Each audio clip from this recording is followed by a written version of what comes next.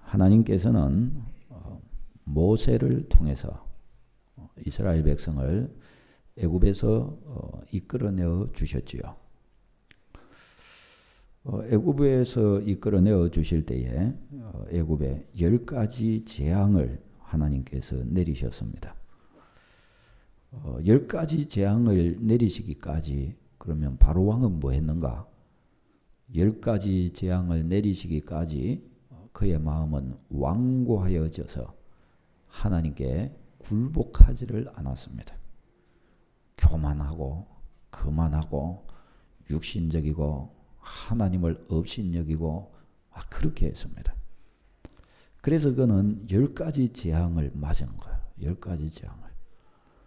근데 이렇게 10가지 재앙을 맞기까지 하나님께서는 어떤 면에서 이것이 이스라엘에게 주시는 은혜였고 하나님의 이유가 있는 일이셨습니다. 원래는 하나님께서 한 번의 재앙으로 바로왕을 완전히 무릎 꿇게 하실 수 있으시죠. 그렇죠. 그럼에도 10가지까지 간 것은 하나님이 10가지까지 가도록 바로왕을 완고하게 만드셨기 때문입니다. 그러면 왜 이 10가지 재앙이 갈 때까지 하나님은 이렇게 바로왕을 완고하게 만드셨는가? 하나님이 이 애굽에 내리신 이 10가지 재앙에는 그냥 단지 애굽을 꼼짝 못하게 하기 위해 바로왕을 굴복시키기 위한 정도의 의미 이상의 의미가 여기에는 내포되어 있기 때문입니다. 애굽이라는 나라는 종교 형태가 범신론적이었습니다. 범신론인적이라고 하는 것은 모든 것들의 신이 있다라고 보는 것입니다. 그러니까 우리나라 예를 들어 무속신앙 같은 거 있죠. 무속신앙의 특징이 뭡니까? 이름을 갖다 붙이면 다 신입니다. 몽땅귀신, 계란귀신, 처녀귀신, 총각귀신부터 시작해가지고 나무신, 돼지신, 화장실 귀신부터 있고 집을 지키는 집귀신 다 있죠. 산에 가면은 산신령이 있고 바다 가면 용왕이 있고 들에 가면은 들의 신이 있고 우물신이 있고 사랑의 신, 고통의 신, 죽음의 신, 오만 신이 다 있습니다. 이게 뭐냐? 이게 범신론적 신앙 형태입니다. 이게 애굽이 그랬습니다. 애굽이 제일 크게 좀 어떤 면에서 백성들이 숭배한 것 중에 하나가 그때 농사를 지으니까 애굽은 나일강이 범람해서 나일강이 이렇게 확 이제 우기가 되어 가지고 비가 많이 왔고 나일강이 확 넘쳐 흐르면 나일강이 넘쳐 흐르면서 이제 강물이 그 주변에 대지를 싹 적신단 말이죠. 그러면 대지가 적셔지면 거기에 온갖 그 강에 있던 떨려 내려온 그 이물질이나 그런 것들이 그 주변으로 흘러 넘쳐가는 거예요. 그러고 나면은 이제 어떻게 해요? 거기에 거름이 다 주어진 것이 되니까 거기에 농사를 짓는 거예요. 그렇게 농사를 지을 때 이제 애굽이 곡식을 얻어가지고 애굽이라는 나라가 이렇게 잘 될 수가 있었던 겁니다. 그러니까 만일에 애굽이 이렇게 비가 오지 않거나 아니면은 나일강이 범람하지 않으면 그 해는 완전히 그냥 기근 막 들어버리는 거예요. 먹을 양식이 없어져 버리는 거예요. 그래서 애굽 사람들이 아주 숭배했던 것이 나일강의 여신을, 나일강의 신, 또 곡물의 신, 이런 거, 비의 신, 이런 것들 막 숭배한 거예요. 왕도 비가 좀 나일강 범람하는 게 좀 약하다 그러면 막 나일강 가갖고 막 거기서 목욕하면서 씻고 막 소위 말해서 자기들의 막 제사를 드리고 막 그렇게 하는 거예요. 이 10가지 재앙이 뭔가 하면, 그러니까 나일강이 그 애굽이라는 나라가 범신론적이기 때문에 수천 마리의 우상이 있는 거예요. 숭배하는 것이. 근데 그 중에서도 하나님께서는 이 10가지 재앙을 통해서 애굽이 숭배하는 대표적인 10가지 우상들을 본보기로서 꺾으신 것이 이 10가지 재앙의 이유요 의미입니다. 이 10가지 재앙에. 처음에 피의 재앙부터 시작해서 개구리 재앙, 또 이의 재앙, 파리의 재앙, 가축의 재앙이 다 오는데 이런 것들이 다 애굽이 숭배하던 우상입니다. 우상. 피의 우상. 나일강의 피로 바뀌었잖아요. 나일강의 신이 뭔가 하면 오시리스라고 하는 우상이 있어요. 나일 강물이 저들은 생명이 나일 강에서 이렇게 진행된다고 봤는데 그 피로 만들어 버리신 거예요. 나일 강의 신을 소위 말해서 오시리스를 아주 비우성거리로 우성거리 만들어 버리신 거예요. 하나님께서. 완전히 족신 거예요. 소위 인간의 말로 하면. 개구리 우상. 이 개구리가 애굽 땅을 아주 기름지게 한다고. 개구리 소리가 그래서 많이 울려야 되는 거예요. 깨골 깨골 깨골 깨골 하면서 해갖고. 그래서 깨구리의 형상을 만드는 우상을 해놓고 섬기는데 그 깨구리 우상이 뭔가 하면 헤트라는 우상입니다. 헤트. 근데 이 우상 깨구리 범람해갖고 깨구리가 이게 유익을 주는 게 아니라 해치는 것이 된다는 것을 보여주는 거예요. 아주 그러니까 부끄러운 비웃음이 된 거죠. 깨구리 우상 만들어 놓고 섬겼는데 이제 깨구리 우상 다 깨버리는 겁니다. 티끌이 가운데 올리니까 티끌에서 이가 막 나와가지고 막 괴롭게 하고 이 티끌 이건 땅이거든요. 땅의 우상 개벌, 개벌의 신부. 이 개벌이 땅이 풍요를 준 것이 아니라 땅은 아무것도 원래 주는 것이 아니지만 하나님이 주신다는 것을 다 저들을 깨뜨리신 거예요. 파리의 재앙, 가축의 재앙, 독종, 메뚜기 이게 곡물의 재앙 신인데 이게 세트라는 우상인데 심판하시는 거예요. 흑암이 막 임하게 하시고 이거는 당시에 애굽의 어떤 면에서 최고의 주된 우상 가운데 하나가 태양신이에요. 태양신. 이 태양신을 아주 그냥 라라고 하는 태양신인데 이걸 아주 그냥 완전히 결정적으로 끝장을 내버린 겁니다. 마지막으로 이 장자의 죽음이 나오죠. 장자의 죽음. 이 장자의 죽음에서 특별히 바로 왕의 장자도 죽었을까요? 살았을까요? 당연히 죽었죠. 바로 왕의 장자는 뭐죠? 장차 이 바로 왕을 대신해서 이어서 왕이 될 사람. 이 애굽에 있어서 특별히 이 왕들은 신으로 추앙을 받았습니다. 신으로. 그러니까 바로 그 신의 통신 거예요. 그래서 그 바로 왕이 그래서 이 람세스라고 하는 그 소설책이 있는데 거기에 보면 그래서 바로 파라오의 신전이 있어요. 파라오의 신전이 있고 거기에서 제사장들이 막 이제 파라오를 그렇게 역대 파라오들이 신이 되기 때문에 그들을 섬기는 그것을 크게 지어놓고 그렇게 섬기는 거예요. 그러니까 여기에서 바로의 장자가 죽었다. 이것은 다시 말해서 애굽을 통치하는 이 파라오 신을 갖다 끝장을 내버리신 것을 말하는 겁니다. 여기에서 바로 왕이 두 손 딱 든 거예요. 아, 큰일 났다. 이렇게 하고 된 거란 말이죠. 이 10가지의 재앙은 단지 그냥 재앙 정도를 의미하는 것이 아니라 하나님을 없이 여기고 하나님의 백성을 아주 막 자기 종부리듯이 했던 저 악한 애굽의 백성들을 향하여 애굽을 향하여 그들이 섬기는 그 우상들을 저들이 높아진 그 왕관을 하나하나 하나님께서 꺾으신 대역사였던 것을 우리는 볼 수가 있습니다. 이것을 통해서 하나님께서는 누가 참 신이신가를 보이셨습니다. 누가 인간을 만든 인간의 경배를 받기에 합당한 누가 신이냐 누가 하나님이냐를 하나님께서는 보이신 것입니다. 그래서 하나님은 이 10번째 재앙을 이렇게 준비하시면서 오늘 본문에 보면 12절에 이렇게 말씀을 하십니다. 12절 우리가 같이 한번 읽겠습니다. 12절 같이요. 시작. 내가 그 밤에 애굽 땅에 두루 다니며 사람이나 짐승을 막론하고 애굽 땅에 있는 모든 처음 난 것을 다 치고 애굽의 모든 신을 내가 심판하리라. 나는 여호와라. 아멘. 그렇죠. 하나님이 애굽에 결국은 어떻게요? 신을 애굽이 섬기는 우상들을 심판하리라. 이렇게 말씀을 하십니다. 이게 애굽에 내린 10가지 재앙들이 가지는 그 속의 이 내부적인 이 내용들입니다. 사랑하는 여러분, 우리는 하나님께서 이 10가지의 재앙을 가지고 이 애굽의 우상들을 이렇게 심판하시는데 이것이 가지는 이것이 우리에게 알려주는 여기에서 우리가 깨달아야 될 중요한 내용이 있습니다. 이것을 이제 우리는 마음에 딱 새겨야 됩니다. 첫 번째가 뭐냐? 하나님은 한 분이시라는 사실입니다. 우리 하나님이 유일하신 참 하나님이시라는 사실을 여지없이 가르쳐 줍니다. 왜 애굽을 향하여 이 10가지의 재앙을 보이셨는가? 애굽 백성들이 이스라엘 백성을 내보낼 때 기고망장하여 내보내면 하나님의 권위가 안 서시는 거예요. 그러니까 하나님께서는 저 애굽 백성들에게서 하나님 자기의 백성들을 빼내실 때, 보내실 때 저들이 종 삼았던 이 별것도 아닌 백성들 이렇게 보내면 하나님의 자존심이 허락을 안 하시는 거예요. 하나님께서 이 10가지의 재앙을 가지고 저들이 섬기던 우상의 대표적인 10가지를 하나하나 이렇게 꺾으신 것을 통해서 저들의 저 교만하고 강박하고 높아지고 하나님을 인정하지 않고 감히 하나님의 백성을 존삼았던 그 교만함을 저들은 다 꺾으시면서 보여주신 거예요. 누가 참 신이냐?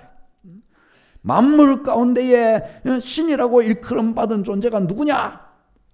내 백성 이스라엘의 하나님, 내가 바로 너희에게 10가지의 재앙을 보여준 바로 내가 바로 천지를 창조한 하나님이다. 이것을 저들에게 하나님께서 다 보여주신 것입니다. 이 세상 만물 중에 하나님은 오직 한 분이십니다.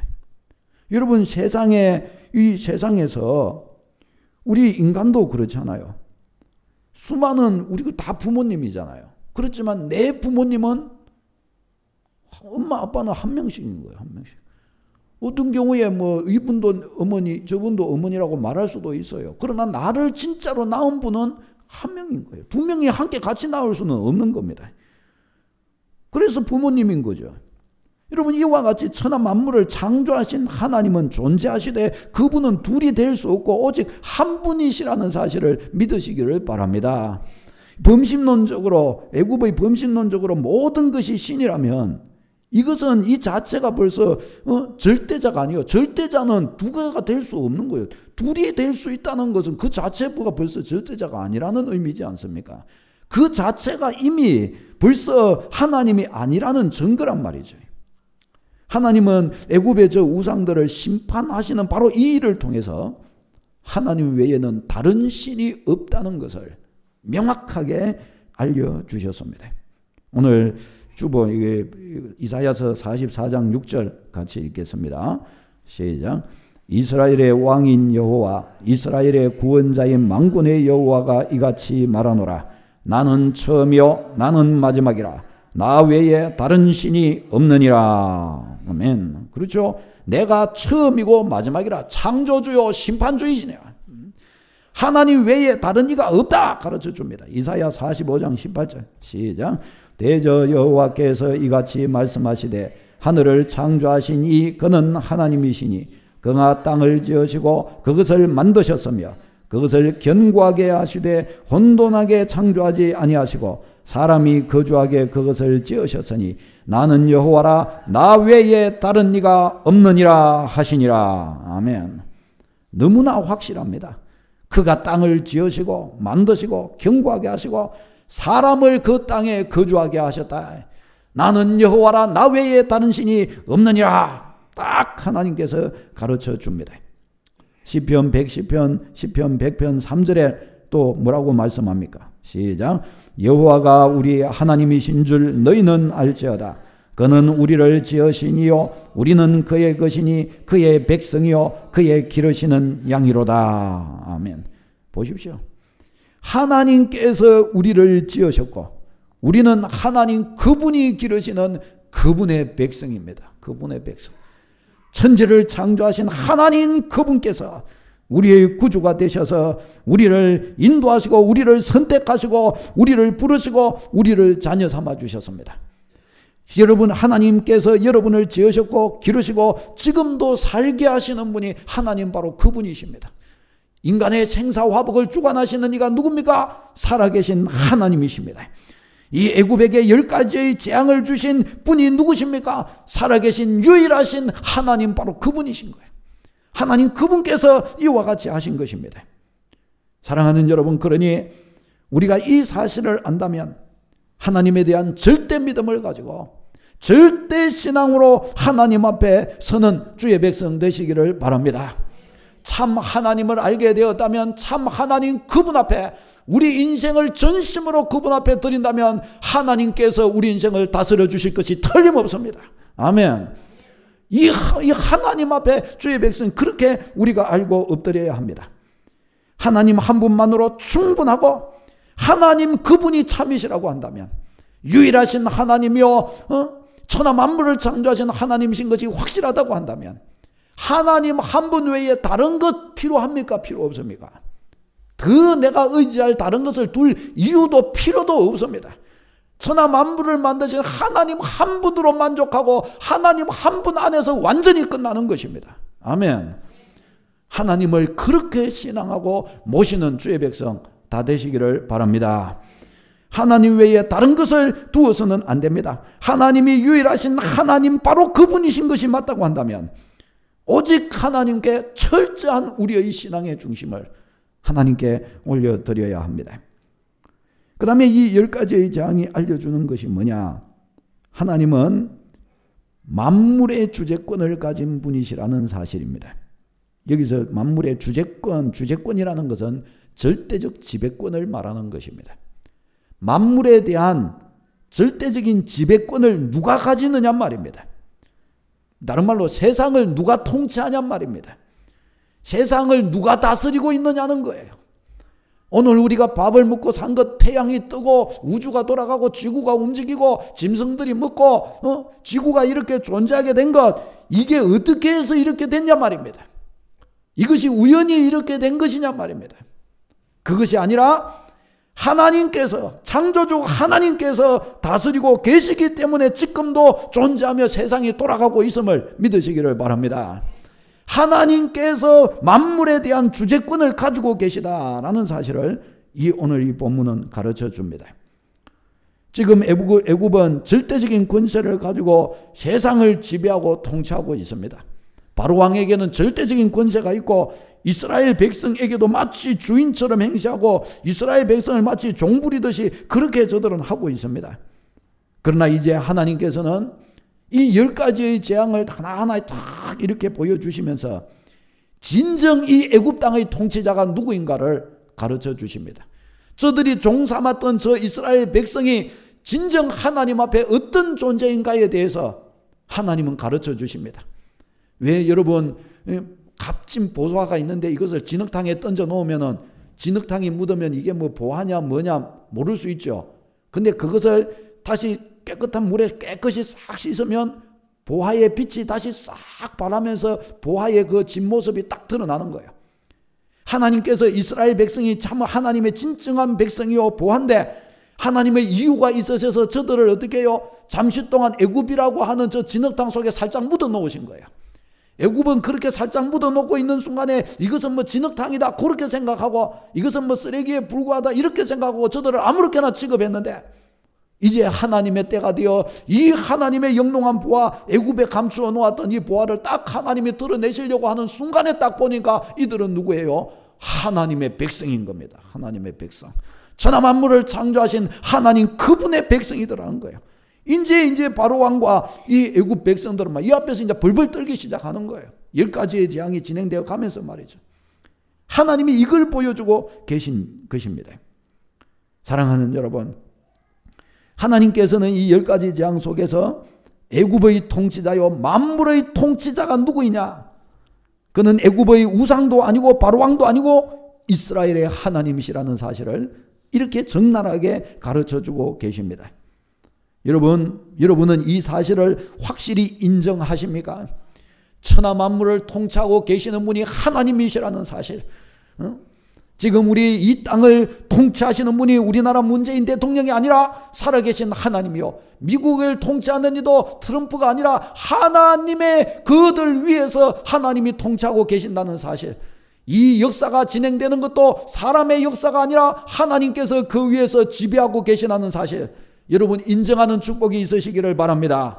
여러분의 인생, 여러분의 삶은 예수 그리스도의 택함을 받고 주 예수 그리스도를 주인으로 모신 그 순간부터 시작하여 하나님이 통치하시는 그 통치의 선상 위에 여러분의 삶이 놓여 있다는 사실을 믿으시기를 바랍니다. 세상 그 누구보다 가장 안전한 바로 그 자리 위에 여러분이 서 있다는 사실을 알아야 합니다. 신자는 이것을 알아야 돼요. 하나님의 백성된 나는 이것을 알아야 됩니다. 오늘 내가 걸어가는 삶, 내일 나에게 주어질 이 삶, 살아계신 하나님의 통치 속에 있는 것입니다. 여러분 지금 이 바로 왕이 큰 소리치고 통치했지요. 이스라엘 백성에게도 하나님의 백성에게도 큰 소리치고 저들을 막 종부리듯이 하고, 왜 이렇게 할 수 있었습니까? 하나님께서 잠시 동안 바로 왕한테 그럴 수 있는 권세와 기회를 허락해 주셨으니까 그렇게 되는 거예요. 조금 있으니까 하나님이 딱 취하여 가시니까 어떻게 해요? 그는 아무것도 아닌 거예요. 아무것도 아닙니다. 바로 왕이 왜 통치를 합니까? 하나님이 그에게 허락해 주셨으니까 그런 것이요. 애굽 나라가 왜 존재했습니까? 하나님이 애굽 나라를 세워 주셨으니까 있었던 것입니다. 왜 온 세상이 지금도 질서를 가지고 움직입니까? 하나님이 통치하고 계시니까 그렇게 되는 거예요. 우리가 지금 왜 이렇게 살아있으며 밥도 먹을 수 있고 직장도 가고 호흡도 하고 소화도 잘하고 잠도 자고 왜 이렇게 할 수 있습니까? 살아계신 하나님께서 우리를 친히 다스리고 계시기 때문에 이와 같은 일이 일어날 수 있는 것입니다. 모든 것들이 하나님의 통치하심 속에 있는 거예요. 여러분, 우리에게는 일거수일투족까지 하나님의 눈 안에 있다는 사실을 믿으시기를 바랍니다. 시편 139편 2절 3절 우리 같이 읽겠습니다. 시작. 주께서 내가 앉고 일어섬을 아시고 멀리서도 나의 생각을 밝히 아시오니 나의 모든 길과 눕는 것을 살펴보셨으므로 나의 모든 행위를 익히 아시오니. 아멘. 내가 앉고 일어나고 하는 것도 하나님은 다 아시고 멀리서도 내 생각까지 다 통찰하신다고 말씀하십니다. 나의 아픔, 나의 연약함, 나의 눈물, 나의 상처 하나님이 몰라요? 모르는 게 어디 있어요? 하나님이 다 아시는데. 그 밑에 부분 시편 139편 13절 읽겠습니다. 시작. 주께서 내 내장을 지으시며 나의 모태에서 나를 만드셨나이다. 아멘. 내가 어머니의 모태에 있어 그 조그마한 눈에도 안 보이던 그때부터 이미 조직될 때 그 조직을 누가 하셨냐? 하나님이 하셨다고 가르쳐 줍니다. 하나님이. 우리는 그렇습니다. 하나님 그분이 우리 인생의 그런 분이십니다. 사랑하는 여러분, 여러분의 인생, 여러분의 앉고 일어서는 것, 여러분의 장래가 다 살아계신 하나님의 손안에 있습니다. 여러분의 가정, 자녀, 건강, 직장, 사업장, 자고 일어나는 것까지 머리털 한 올 빠지고 나는 것까지도 살아계신 하나님의 허락 속에 있는 줄로 믿으시기를 바랍니다. 제가 어제 우리 청년부 모임 이렇게 하러 가면서 제가 머리 빠진다는 이야기를 좀 했습니다. 저는 이게 나는 건 줄 알고 착각했어요. 계속해서 보니까 이게 제 머리카락이 저를 속였어요. 이래 하다 보니까 여기에 자꾸 머리가 앞으로 오고 이랬는데 보니까 앞으로 오는 거는 맞는데 이게 듬성듬성해지기 시작하는 거예요, 이게. 그래서 가만히 보니까 이렇게 손을 이렇게 보니까 듬성듬성하고 짧아진 거 이게 만일에 없어지면 어떻게 되겠냐? 이 큰일 난 거예요, 이렇게. 이 안으로 들어간 거.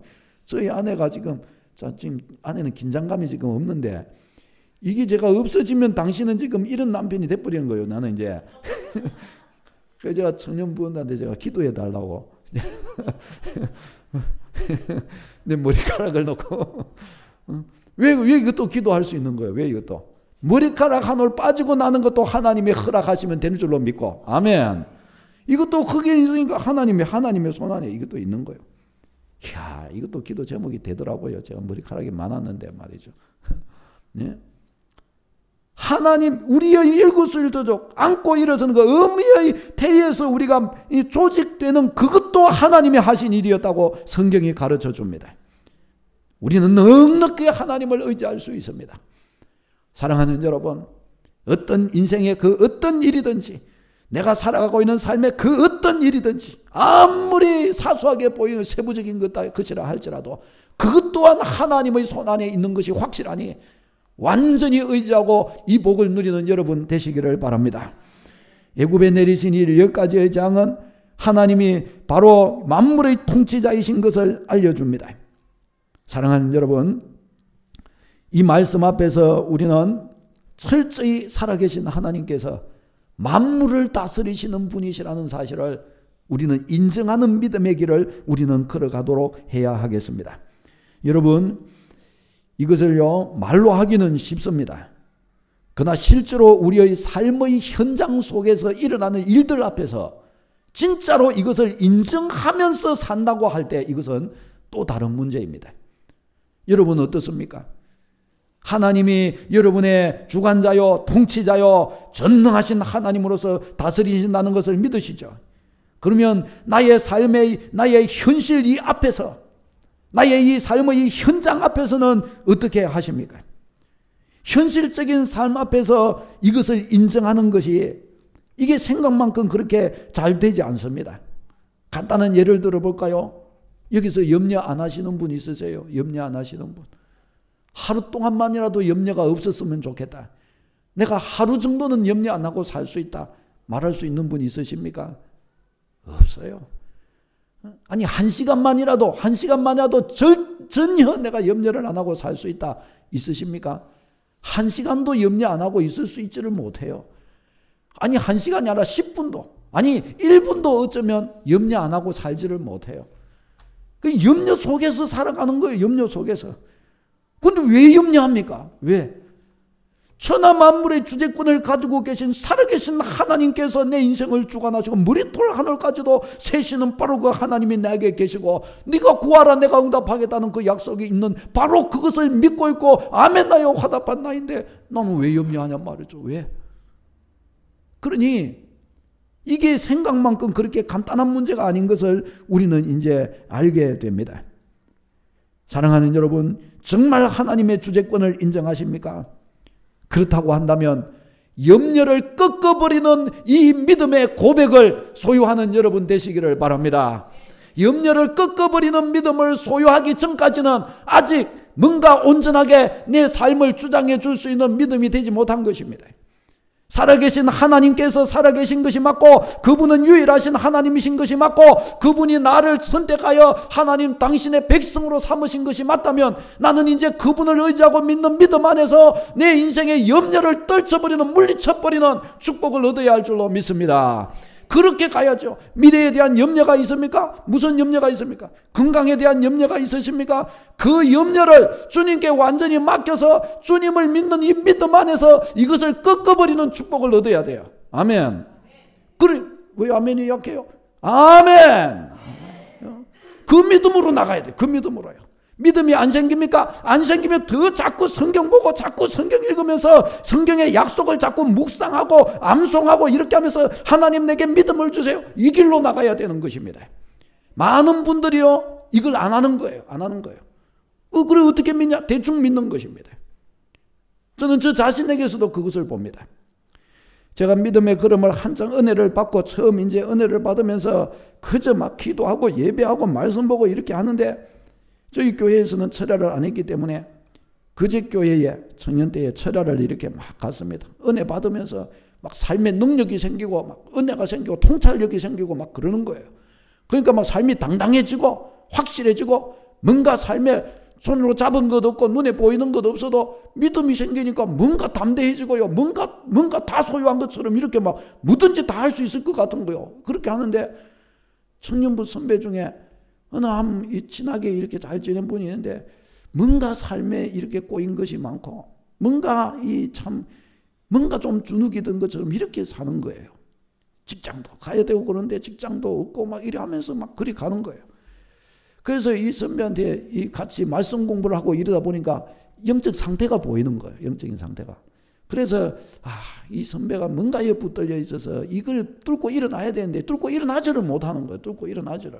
뭔가 말씀 보고 기도하면서 영감을 받아서 당당하게 탁 치고 일어나서 은혜 받고 딱 저 앞으로 쭉 나가버리면 되는데 그게 안 되는 거예요. 그게 딱 영이 딱 주저앉아 있는 거예요. 영이. 묶여가지고 있는 거예요. 영이. 안 되는 거예요. 그래서 기도하다가 답답해가지고 제가 막 권면을 했습니다. 형님. 왜? 내하고 저 철야 가는데 우리가 기도해야 되니까 기도하면 하나님의 은혜를 주시니까 같이 기도하러 갑시다. 그러니까 안 간다고 그러는 거예요. 안 간다고. 그럼 거기는 또 옛날 이야기 들었죠. 그 옛날 김종환 목사님, 우리 고신에서 참 유명한 목사님 계시던데 그 목사님 철야를 하시면 12시부터 4시까지 말씀을 전하시는 거예요. 밤 12시부터 새벽 4시까지 말씀을 전하시는데 말씀 들으면서 기도하는 거예요. 말씀 딱 앉아가지고 들으면서 처음에는 졸려가지고 막 그랬죠. 근데 이게 2번, 3번 되니까요. 낮에 그렇게 살아가고도 밤 돼서 딱 12시부터 딱 앉으면 그 정자세로 4시까지 딱 앉아서 하고 목사님은 4시까지 4시간 동안 말씀 전하시고 복이 되더라고요. 그게. 그래가지고 저는 너무 좋아가지고 하고 어떻게 해서든지 한번 끌고 가보려고 막 해가지고 막 결국은 한번 이렇게 데리고 갔습니다. 끌고 갔습니다. 가가지고 10시부터 1시간 개인기도 이렇게 하고 말씀을 듣고 이렇게 하는데 막 막 오리무중이죠. 저도 처음엔 그랬으니까 막 해갖고 막 잠이 오고 막 아이고 이게 뭐고 막 하면서 막 오리무중이에요. 그런데 그렇게 해도 그게 은혜요. 그렇게 은혜. 잠이 오고 그래도 됩니다. 그래도 하나님 앞에 앉아 있으면 하나님은 뭘 보시는 거예요? 중심을 보시는 하나님. 왜 여기 앉아 있는가를 보시는 하나님이신 거예요. 왜? 그 네가 소원이 있구나. 네가 연약한 줄을 알고 너의 하나님께 찾아왔구나. 아멘. 그걸 하나님은 아시기 때문에 자로 졸아도 괜찮고 상관이 없는 거예요. 그래서 저는 막 느긋한 모습으로 이 형님을 보면서 막 뿌듯하게 이렇게 있었죠. 그런데요, 그 다음날 됐고 형님 다음에도 옵시다. 그러니까 서로 고개를 흔드는 거. 다음에는 나는 절대로 안 간다. 절대로 안 간다. 그래가지고 2번 가고 3번 가고 그랬으면 영이 맑아지기 시작하면서 뭔가 영적인 힘을 받아갖고 뚫고 일어날 수 있는 능력을 받을 건데, 그래가지고 그 길로 이제 안 온 거예요. 그 길로 안 오면 혼자라도 기도하겠습니까? 안 한 거예요. 성경 보겠습니까? 성경 안 보죠. 그러면 그 길로 그러면 그렇게 하면은 그러면 삶에서는 그러면 능력이 생길까요? 어떨까요? 내나 똑같이 그러면서 삶은 끙끙거려요. 끙끙거리고. 그거 기왕 그렇게 인생으로 끙끙거릴 바에야 철야 2번, 3번 가고 4번, 5번 가고 기도해가지고 능력 받아가지고 잘 서는 게 낫죠. 아멘. 근데 그걸 할까요? 안 할까요? 안 하는 거예요. 그걸 안 하는 거예요. 그러나 하나님이 전능자이시고 절대자이신 것이 맞다면 이 방법으로 써야 되는 것 아닙니까? 여러분, 이 방법으로. 그런데 하나님을 의지하기는 하되 너무나 의지하는 힘이 미약한 거예요. 너무나 의지하는 힘이 미약한 거예요. 그러니까 어떻게 해요? 하나님의 은혜를 받지를 못하는 것입니다. 사랑하는 여러분, 하나님을 의지하지 않으면 하나님이 도와주실 수가 없습니다. 하나님을 의지하지 않으면 마음의 안정을 얻을 수가 없습니다. 하나님을 의지해야 도와주십니다. 하나님을 인정해야 하나님이 그의 길을 인도해 주십니다. 여러분, 100가지를 알아도 의지하지 않는 바에야 하나님이 도와주실 수가 없으신 겁니다. 여러분, 잠언서 3장 5절 6절 주보도 보고 이 인도의 확신이지 않습니까? 인도의 확신. 약속이 뭐라고 가르쳐 주는지 같이 읽어보십시다. 시작. 너는 마음을 다하여 여호와를 신뢰하고 네 명철을 의지하지 말라. 너는 범사의 그를 인정하라. 그리하면 내 길을 지도하시리라. 아멘. 하나님의 약속은 이렇습니다. 너는 마음을 다하지 말고 여호와를 제대로 신뢰하지도 말고 네 명철을 잘 의지하라. 그러면 그래도 하나님이 너를 인도해 주시리라. 그렇게 성경이 그렇습니까? 성경은 그렇게 말씀하신 데가 없어요. 마음을 다하여 여호와를 신뢰하고 네 명철을 의지하지 말라. 너는 범사에 매 순간에 하나님을 인정하라. 너를 지도해 주실 것이다. 아멘. 이 말씀대로 하면 말씀대로 응답받을 줄로 믿으시기를 바랍니다. 하나님이 이와 같이 약속하셨으니 전심으로 하나님을 신뢰하고 의지해 보십시다. 하나님의 손길이 나타나서 우리의 삶을 온전한 대로 하나님이 인도해 주실 것입니다. 낙심이 될 때 전적으로 하나님을 의지하면 하나님이 힘을 실어 주십니다. 두려울 때 전적으로 하나님을 의지하면 두려움을 꺾어버리도록 만들어 주십니다. 나 혼자 있어 외롭고 적적하여 이길 수 없는 일들이 다가올 때 전심으로 주님을 의지하면 주님의 능력이 나타나서 나의 길을 인도해 주십니다. 믿으시기를 바랍니다.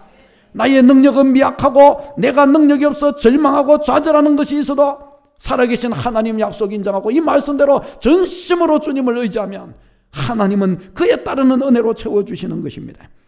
진짜 믿고 의지하면 응답이 옵니다. 저도 제가 많은 간증을 들었었잖아요. 저도 태풍이 오는 것과 번개가 치고 하는 것, 일주일 동안 태풍 오는 것을 놓고 하나님께 기도했더니 하나님이 1시간 만에 태풍을 물리치시는 응답도 받아봤고요.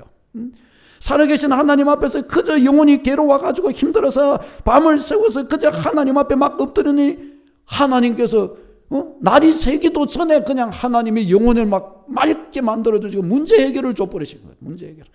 수도 없이 이런 일들을 경험했고요. 성경 읽고 기도하면서 성령 받고 능력을 받아가지고 채워주시는 이 은혜를 가지고 영혼의 문제를 해결받고 얼마나 놀라운 자유를 많이 맛보고 그러왔는지 몰라요. 그것 때문에 살아간 거예요. 그것 때문에. 주님이 주시는 평안, 주님이 주시는 자유, 주님이 주시는 기쁨, 올무에서 벗어나는 즐거움, 사탄의 올무에서 벗어나는 감격, 이 은혜들 갖고 산 거예요. 이 은혜들 갖고. 하나님께 엎드리면 절대로 세상에서 눈물 흘리지 않게 해주시는 하나님의 은혜를 믿으시기를 바랍니다. 사랑하는 여러분, 우리는 그렇게 서가야 되는 것입니다. 저는 은혜 받고 기도 응답 받고 목회 사역을 이렇게 해가면서 깨닫게 된 것이, 하나님은 절대로 대충 믿어서는 안 된다는 것입니다. 대충 믿으면 절대로 은혜 못 받아요. 그렇게 은혜 받아진 사람 손 들어보세요. 못 받아요. 안 받아져요. 그게 귀신이 왔다 갔다 하지 세상 충만해지지 안 되는 거예요. 하나님의 세계는 영적인 세계이기 때문에 우리가 대충 하나님 앞에 나가려고 하고 그래도 되겠지 하고 믿으면 귀신이 앞에서 왔다 갔다 하고, 눈만 감으면 육신적이고 세상적인 게 왔다 갔다 하는 것이지, 어둠이 왔다 갔다 하지 은혜가 찾아오지를 않아요. 은혜가. 왜? 우리에게는 저 어둠의 세력들이 우리의 대적으로 있기 때문에 그렇습니다. 여러분, 믿음의 세계에서는 미혹받는 마음 상태 그대로 놔두고 믿을 수는 없습니다. 불신앙을 그대로 놔둔 상태로 제대로 믿을 수는 없습니다. 죄에 붙들린 상태 그대로 믿을 수는 없습니다. 왜? 그렇게 하면 은혜를 못 받기 때문입니다. 예수의 이름으로 이런 것을 꺾어내는 믿음의 생활이 되어야 할 줄로 믿습니다. 진짜로 믿는다면 그렇게 해야 됩니다. 그래야 큰 복이 임하여 찾아오는 거예요. 그래야 영적으로 가리는 것이 없도록 만들어야 됩니다. 우리는 그렇게 세우는 믿음 생활이 돼서 큰 은혜 받고 누리고 승리하는, 기도하는 것마다 응답받으면서 당당히 주 안에서는 여러분 다 되어 큰 은혜 속에 서는 주의 백성 다 되시기를 바랍니다. 기도하겠습니다.